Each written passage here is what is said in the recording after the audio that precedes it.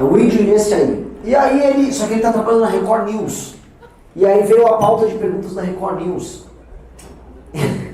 E assim, né, agora a gente vê como é que... Assim, políticas de interior são complicadas. Não que Goiânia seja interior, mas vocês vão entender como eu vou falar. A mídia costuma estar muito próxima dos governos. Aí pergunta assim, Renan, explique por que o governo do Caiado é tão bom. Pergunta número 2. Você gosta de falar de segurança pública? Diga por que não seria melhor ter o Caiado cuidando de segurança pública, já que ele cuida tão bem da segurança pública de Goiás. Eu virei pra câmera e falei, Record News, disfarça. Disfarça. Eu não sei se a Secom de Goiás está pagando, mas pelo amor de Deus, óbvio que não. Óbvio que tá, mas pelo amor de Deus, que coisa horrorosa. E acontece dessas, né? E é muito louco porque eu rodei estados no Nordeste que a mídia, as rádios estavam muito no bolso das esquerdas, mas, assim, disfarçavam melhor. Aqui eu já cheguei tomando, tome no Caiado aí, ó. Gente gosta do Caiado aqui, ó. Aqui se gosta do Caiado.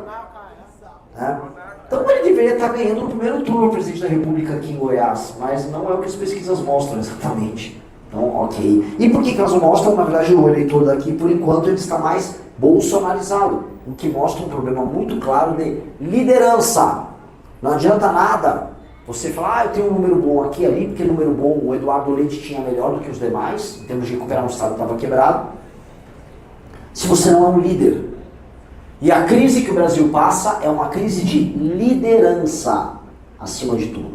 E esse é o ponto que nós estamos tratando. O Brasil é um país que está moralmente destruído, economicamente destruído. Em termos de infraestrutura, a gente está no mais absoluto e profundo buraco. Nós somos um país que está se transformando rapidamente, nem mais lentamente, rapidamente no narco-estado. Nós somos um país que perdeu confiança em si. Nós somos um país onde as pessoas que servem de exemplo são as piores pessoas possíveis. A gente abre aquelas páginas de fofoca para ver de quem o povo gosta de ouvir falar. E aí são apenas pessoas, eu nem digo que elas são ruins, eu acho que elas são asquerosas. As pessoas que são colocadas como exemplo para nós aqui no Brasil são asquerosas, são deploráveis. Isso é sintomático de um país que perdeu o sentido. Boa parte, assim, em todas as áreas, do esporte, à mídia, da cultura política, tá tudo desgraçado. Se eu entrar no meio religioso, eu vou encontrar também uma parte importante de donos de igreja se envolvendo em escândalo de corrupção. E isso é muito claro, que quando o país chega nesse buraco, ou ele mergulha e vai para uma convulsão social, ou ele se recupera. E ele se recupera através de um grupo de pessoas que se nega a aceitar aquele quadro daquele país. Muitas nações passaram por isso. E eu acho que nós somos a geração que está falando esse basta, dando esse basta para esse problema bizarro que o país passa. Os escândalos de corrupção que estão tomando o Brasil, eu falo do INSS, falo do escândalo do Banco Master. Reparou que ninguém mais fala do Banco Master? Ninguém, isso aí não existe. Saiu completamente do noticiário. Lembrando que o escândalo do Banco Master se deu também através de decretos e projetos de lei que passaram em governos estaduais. Vocês sabem que passou aqui, né? Até o Pedro já fez vídeo sobre isso. Passou aqui. O Banco Master foi beneficiado por um projeto de lei que passou aqui em Goiás também. Assim como passou em Minas e passou em vários estados. E nós temos que ter isso em perspectiva. Nós somos um país que está derrotado e que desistiu. O sintoma nosso maior é da desistência. E o fato das pessoas estarem hoje indo às pesquisas, não às urnas ainda, e ainda mencionarem o Lula e membros da família Bolsonaro como alternativa, significa que uma parte importante da população nossa desistiu. Quantos de vocês não percebem que os seus pais desistiram? Que é quase impossível conversar com eles, que eles, eu já gosto do fulano, contra o Lula, né? Quando eu estava na Bahia, era mais ou menos isso, só que o exemplo que eu usava era contra o Bolsonaro. Porque lá as pessoas desistiram a PT. Aqui as pessoas ainda desistem a Bolsonaro. É um modo de ser. Mas é uma resistência. É uma falta de vontade. E o fato de vocês estarem aqui conosco no domingo à noite, o fato de a gente ter feito a inscrição e estar fazendo esse evento, e vai rodar não só aqui em Goiás, mas vou rodar Mato Grosso, vou rodar Mato Grosso do Sul, é para recuperar e levantar as pessoas para o que precisa ser feito. Nós temos uma chance única de nos tornarmos um país de primeiro mundo. E olha só como esse país, ao mesmo tempo que ele é amaldiçoado pela falta de moral, pela falta de inteligência das suas lideranças, do outro lado ele também é abençoado. A oportunidade que as terras raras, que boa parte delas estão aqui em solo goiano, nos traz de nos situarmos novamente numa posição favorável a nós, no grande concerto mundial das nações, é gigantesca. Essa questão do tarifaço do Lula, que o Lula está comemorando agora, ela poderia se resolver numa mesa de negociação, em novos termos, não só com o governo norte-americano, mas com a União Europeia, com o Japão, com Taiwan, com a Índia, com o Canadá. Isso está descrito, inclusive, se vocês vão ter acesso ao nosso plano de governo, que inclusive foi recusado, nosso plano foi recusado pelo TSE, porque era grande demais.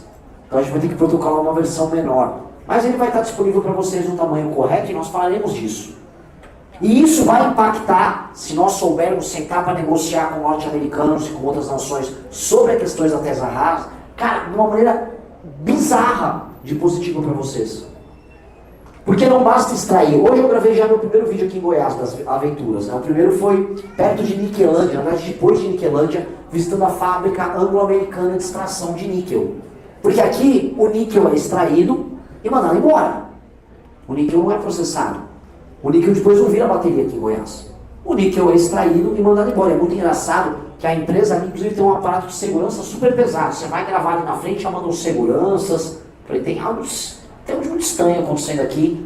Vamos levantar o drone e já colaram duas equipes de segurança. Gravamos do mesmo jeito e vai sair o vídeo do mesmo jeito. Só que isso é sintomático, tá? De que as riquezas naturais, pela falta de inteligência, não se tornam nem nada além de riquezas naturais. E riquezas naturais em países pobres como o nosso. E lembre-se, o Brasil é um país pobre.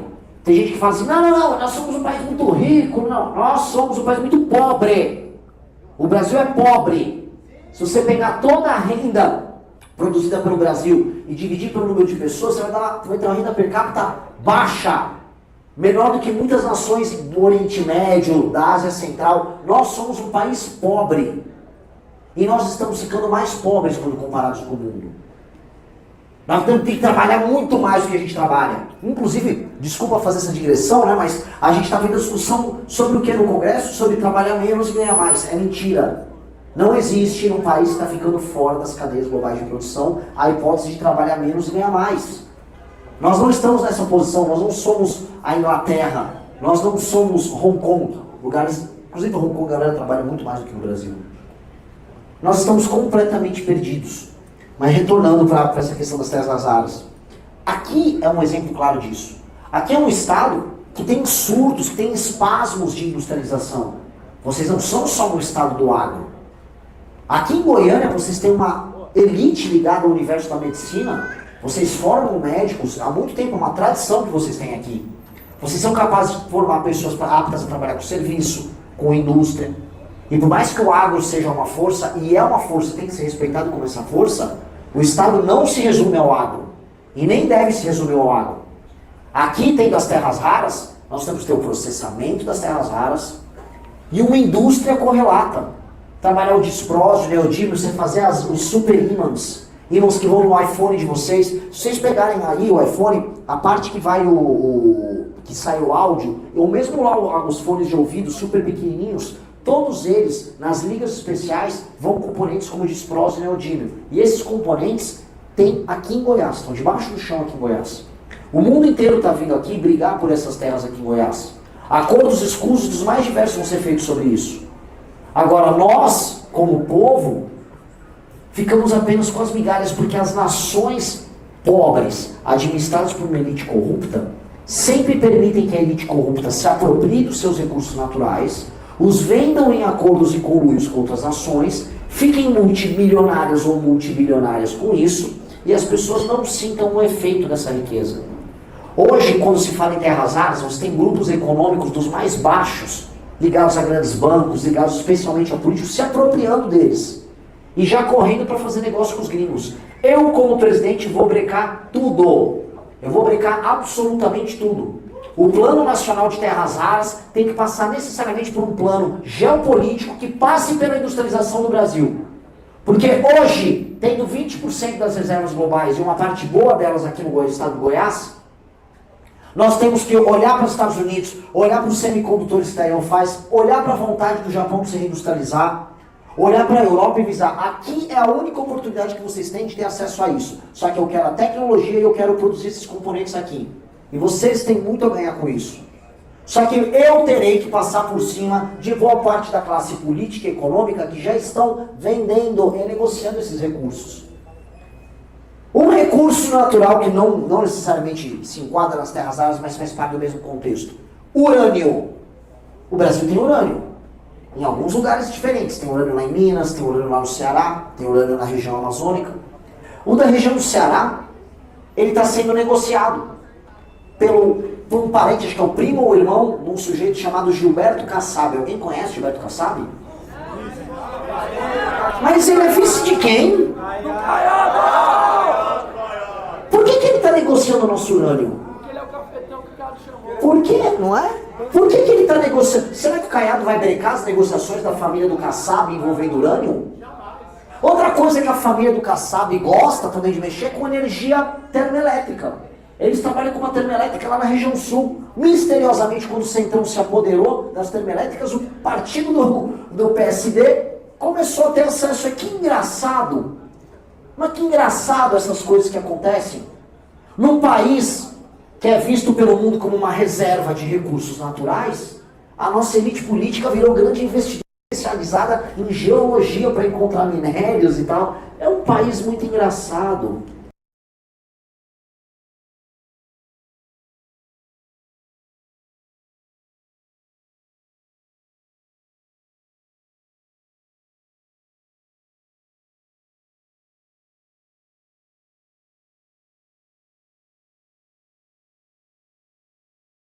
Produto pronto, em multiplicar o valor exportado, em agregar valor. Nós estamos formando cabeças no Brasil, nós estamos formando inteligência, nós estamos formando empresas, nós estamos criando startups nessas áreas. Nada! Nada! É um país empobrecido e derrotado. As empresas estão sendo fechadas no Brasil, setores inteiros estão desaparecendo. E ninguém tem coragem de falar isso. Vi agora meu concorrente Flávio Bolsonaro anunciando que vai dar celulares para todas as mulheres e idosos do Brasil. Vocês viram isso? Regra básica, quanto é um celular barbante para funcionar, um smartphone? R$ 1.500? Vamos botar aí? Se ele pegar por R$ 1.000, R$ 1.200 para fazer, sei lá, o celular Brás, para dar para todo mundo, tirando mulheres que são crianças, ou que não queiram ter um celular do governo, vamos botar aí 70 milhões de mulheres, vamos botar mais aí uns 30 milhões de idosos, vamos falar em pelo menos 100 milhões de pessoas.